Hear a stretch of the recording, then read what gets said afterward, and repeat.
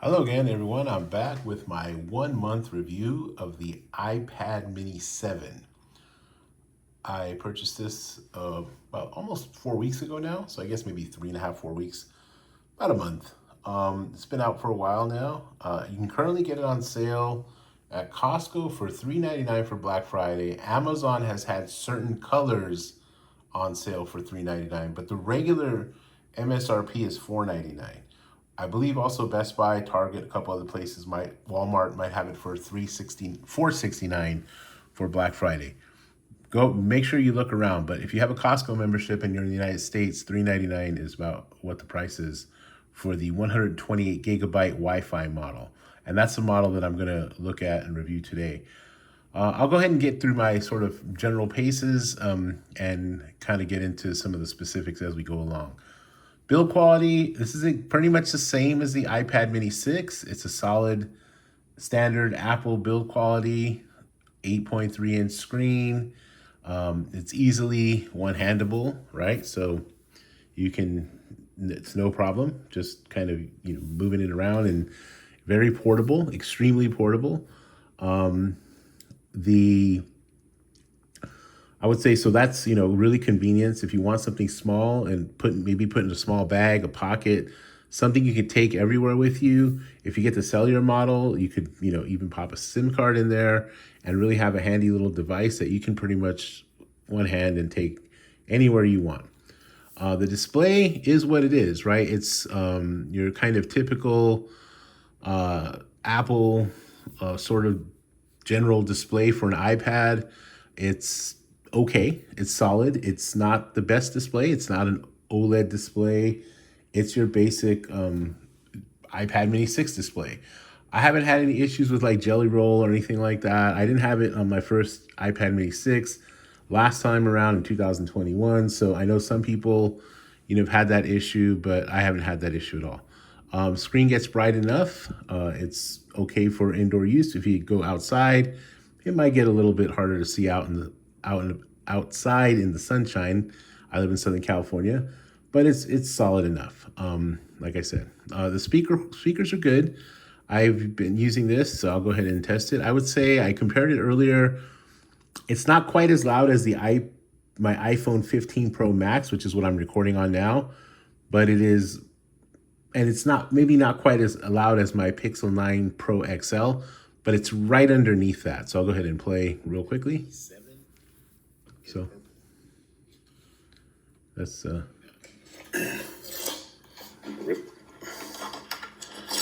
rip.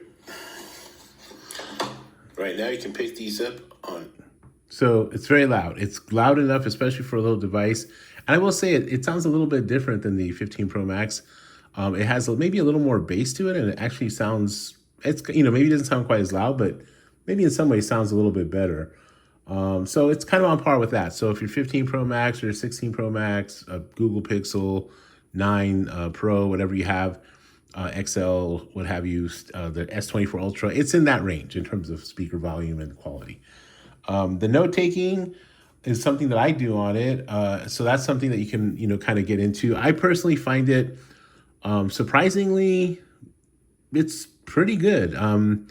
I would say it's just the right size. Anything smaller might be kind of difficult for note taking. And that's something that I do quite a bit, so that's why I'm speaking on it. It's just big enough for longer sessions. If you like a bigger canvas, though, or you need to do like equations, if you're like doing math work or math homework, or you like drawing or sketching, it might be like a sketch pad, but I don't, if you want to do a little bit more immersive kind of bigger images, or if you're the type of person that likes a long canvas this way and a canvas going that way as you're note taking because you draw your doodle or whatever, then I probably would go with a larger iPad for that. But it is surprisingly solid for the size it is. Now, personally, I use the 12.9, 13-inch iPad Pro for my heavy note taking, but I have used this and it's okay. It's okay for me for short sessions. Battery life that's the one area it's kind of meh. It's okay. Not that great. I play FIFA Mobile on it. Actually, I ran the FIFA Mobile on There's a mode where you can do, oops, I just accidentally lost the game there. There's a mode where you can do manager mode and you just autoplay it. And as it's auto playing, I left it on, I put battery at 100% just to see how long it lasted. I came back around 2.5 hours later and it was pretty run down. It was like in the 20% range. So, maybe 3 hours, 3.5 maybe of gaming. And that was inactive gaming. It was just in auto mode. So if you're familiar with this game, I think it's FC Mobile, they call it now. It's just an auto manager mode play, auto play. So it's okay. It's not the type of iPad that's going to give you all day battery life in the way that the maybe iPad 11 Pro or iPad 13 Pro. Although I've been having issues with battery drain with my 13 Pro for some reason lately with the last update.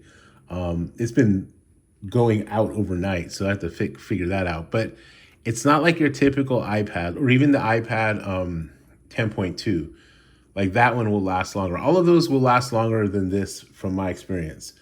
I use mixed usage, again, a little bit of gaming, some reading, reading the newspaper, that kind of thing. Doing some notes a little bit, right? So a little bit of note taking.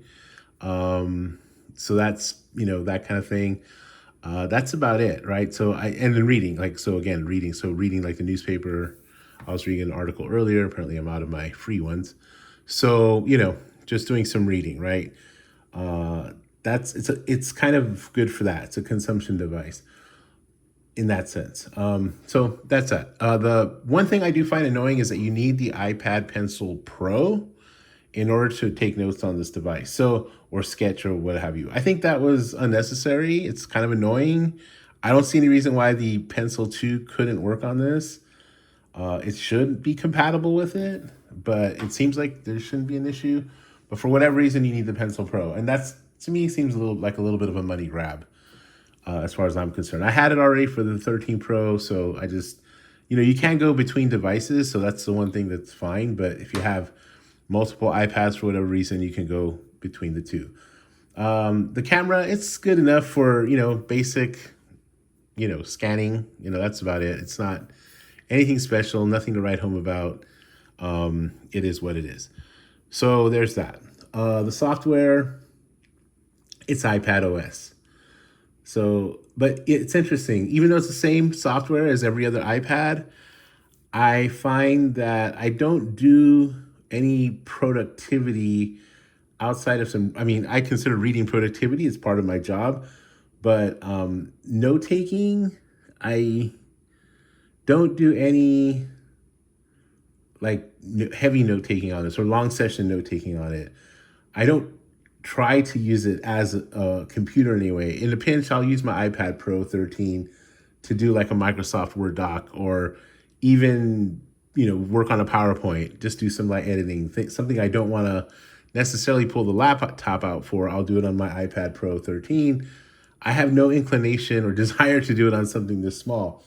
And in that sense, even though it's the same software, I think it's a little too small to do anything really super productive. Now, I know some people do, and that's, if you're a sketch artist or you like the note-taking size and this is perfect for you, that's fine.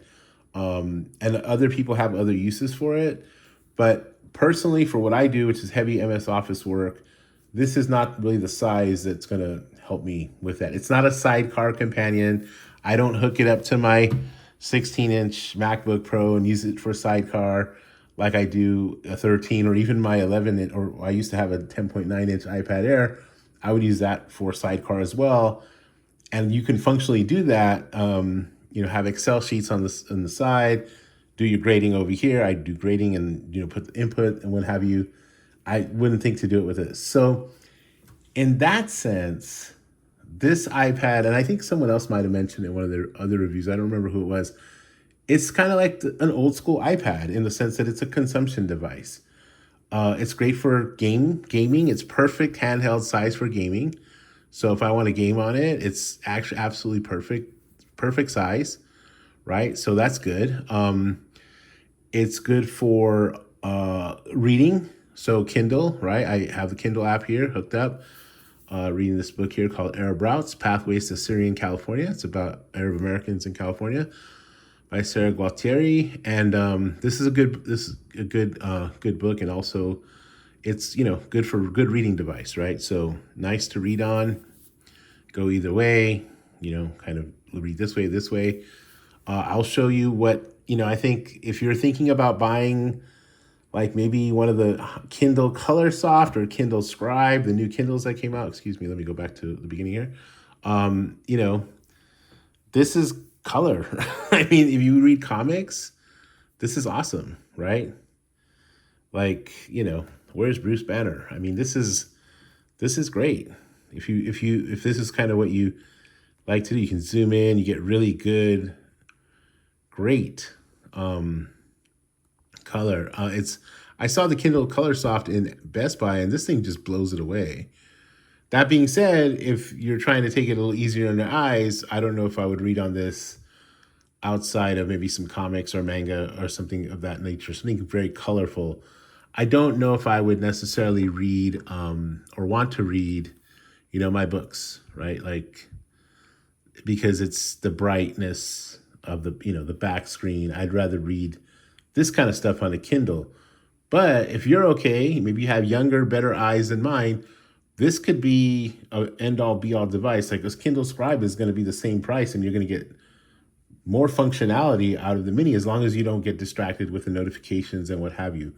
I don't do any social media on something like this. I don't do that whole lot of social media. If I do, I'll do it on my phone for the most part. So there's that. But again, this is kind of an old school kind of device in that way. It's a classic iPad stuff is what I do with this primarily. And videos, right? You can watch videos, obviously, YouTube. Amazon for $3.99 with a coupon. Right. So it's good. Nice, loud, really clear picture. That's the unboxing short that I did for, consumption. So in that sense, it's great for that. If you're an artist, I've heard that artists use it as a sketch pad. I could totally see that. It's cool for that, I think. But productivity wise, outside of note taking, I personally like a bigger canvas. I don't even email on this thing, to be honest with you. Oddly enough, I'll grab my phone and just text voice to text on my Google Pixel, and I'm good to go. That's my main phone. Is it worth it? I think for $3.99, the sale price on these, at least in the United States, is always at some point for the base model $3.99. It's already hit $3.99. It's at $3.99 at Costco right now. And with that return policy, I think you get 90 days or so. I don't know how long you get, but you get a long return window. It hit $3.99 on Amazon a couple of times for specific colors. Purple. So I got this at Best Buy with the price match from Amazon because specifically their purple model was $3.99 and they gave me the price match. So, and Costco had it for $3.99, and that sale's already gone on twice. Is it worth $4.99? I don't think so. I would not pay $500 for this thing. $400? Okay, I can see the logic in that. If you like the size, you want to carry it around, the form factor, what have you, it does all these sort of things. It's definitely like, as worth it as a Kindle Scribe. Whoops, sorry about that. The iPad. It's worth what a Kindle Scribe would be worth if that's the functionality you want. Again, I like Kindles because they're less distracting, but I can totally see the use case for that with the mini because it's great in the sense of it's, you can hold it in your hand. Very easy, very light for a long time, and you can have a nice long reading session. And you can do other things, right? So it gives you a lot of multi-functionality, but it also comes with a distraction and maybe a little harder on your eyes, as I've said before. So that's where I'm at with it. I'm good at $3.99. I think right now, Black Friday, the sales have been fluctuating, $4.59, $4.69, maybe at Walmart, Target, what have you. But right now, Costco, $3.99, and Amazon did have $3.99, but I'm not sure if they, I saw it back up to $4.69. So I would hold off, unless you have money to burn and you're cool with, your money, that's your business. But personally, bang for your buck wise, $3.99 is kind of where it's at for me. Okay. All right. Overall, it's a solid iPad mini. It's your typical. It's not a big upgrade. Maybe a little faster. I'm not impressed with Apple Intelligence on any level. It doesn't hold a candle to Google Gemini or even what Samsung is doing, which is pretty much the same thing. So they're not there. It's just they're not there yet. But at $399, this is a great little device. At $499, I would wait for a sale on the iPad Air. With right now, the iPad Air for Black Friday has dropped to $499. So the 11-inch, whatever size is like the mid-range one. So that's a pretty good deal. Right now, bang for your buck. Go find an iPad Air M1. You'll get a faster, better processor than the A17, and you can get those on used market all day long for $350. Even cheaper than $399. So there's that. This is likely going back even at $399 for me. So if that tells you anything, that's where it's at. But some people swear by this, and I think because of the form factor. And I get it, but it's just not really my cup of tea. I personally prefer the larger canvas. Okay? All right. Well, I hope you're well. I hope your family's well, and take care of yourself. Bye.